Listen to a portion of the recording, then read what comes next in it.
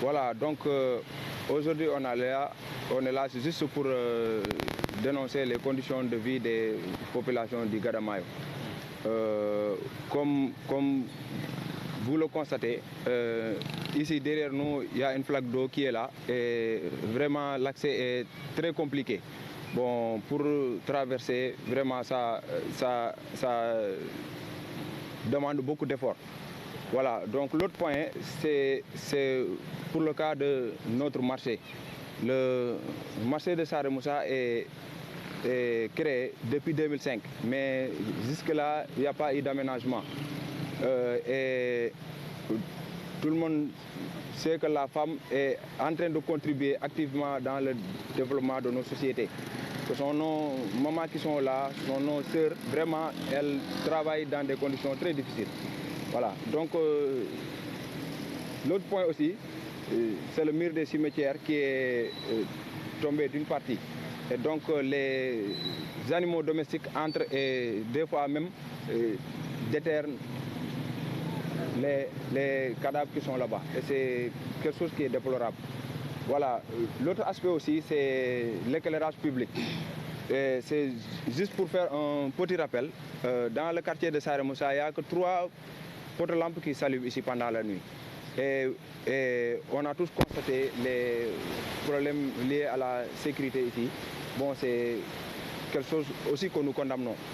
Et le plus important aussi de cela, c'est en fait l'équité ou bien le partage. Parce que comme vous le savez, il y a le Promoville que Kolda avait. Nous avions eu 10 km de goudron.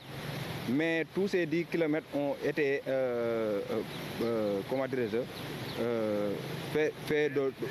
réalisés de l'autre côté du Gadamayo.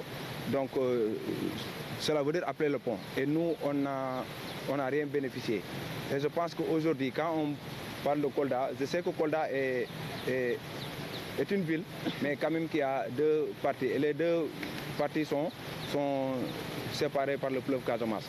Et ici, il n'y a pas de considération par là, il n'y a pas vraiment d'infrastructure digne de son nom, quoi. Et c'est ça qui nous motive. Et c'est sur ce, nous allons appeler le maire ou bien les autorités compétentes pour qu'ils puissent quand même nous aider parce que la population est en train de souffrir, quoi. Voilà, donc elle est permanente ici, surtout pendant la saison des pluies. Chaque année, quoi. Bon, il y avait des initiatives de pompage et je pense que c'est pas ça qui est la solution qui est souhaitée. Je pense qu'ici, il faudra faire des solutions structurelles mais qui ne sont pas conjoncturelles. Et je pense que c'est important aussi de réaliser des infrastructures telles que des canalisations parce que c'est ça qui va nous permettre quand même de régler ce problème définitivement, quoi. Voilà. Mais aussi, il y a un problème de mobilité comme vous l'avez constaté.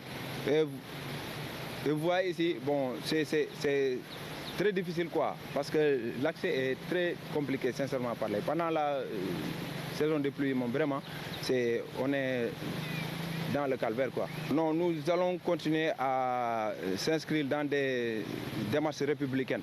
Parce que, en fait, c'est ça la logique. On va essayer de poursuivre toutes les voies de recours pour qu'on puisse obtenir gain de cause, quoi. Mais ensuite, bon, il y aura d'autres moyens que nous allons utiliser, Inch'Allah. Ouais, je pense que, bon, on a besoin d'abord de considération. On a besoin aussi d'avoir des infrastructures dignes de son nom, surtout des routes. Parce que, comme vous l'avez constaté ici, hein, le quartier Sarumsa, les quartiers comme Sintian Tunturou, ce sont des quartiers vraiment qui ne sont pas accessibles à ces périodes-là. Et je pense que pour qu'il y ait beaucoup plus de mobilité, pour faciliter ça, il faut qu'il y ait des routes, quoi. Mais aussi l'électricité, parce que quand on parle d'éclairage public, on parle de sécurité. Il y a beaucoup comment dirais-je, d'insécurité ici dans ce secteur. Voilà. Vraiment pendant la nuit, c'est autre chose, quoi. Nous vivons... Il y a beaucoup de cas de vol de moto. Merci beaucoup. Donc, je pense qu'il faut que les gens s'investissent sur l'éclairage public. Parce que même dans les villages maintenant, on a constaté qu'il y a des lampadaires qui sont en train d'être installés. Pourquoi pas en ville? Mais ici, il me semble que Kolda, c'est une seule partie. Je ne dis pas ça pour combattre une partie, hein, mais c'est juste pour signaler, parce que nous sommes en train de souffrir, quoi. Menegari ko men fala ko marché den ko ka marché me woni kumbaji beye bali fono bittina men be wino be ara be mojjina men marché den be arani be den fadi be ha ko won do be arani tali amen di ala courant suka be amen ala golle be fof be ala golle sai meden dogana be pour wotana be ko pour bibbe amen heba ka wona si hebi ko be wona men andi men hebay ko me wura kono tawi ko menen yummiraɓe wurnata sukaɓe garay ɗum moƴƴali yoɓe miijito ɗum ko moyi o parce que mairie bi moo waroon defar yoon yi parce que instant yi nii soo xoolee quartier yi c'est inaccessible suñu koñ yi kenn mënul génn guddi su tawee gis ngeen taa ndox yi kenn mënul génn su tawee et puis en plus de ça la dëkk bi dafa lëndëm suñu koñ yi yëpp a lëndëm Bantangel Saare Moussa Sinthiang Idrissa Sinthiang Tunturun lépp a lëndëm instant yi nii soo génn guddi doo am jàmm soo xoolee tamit temps yi dafa bëri ay vol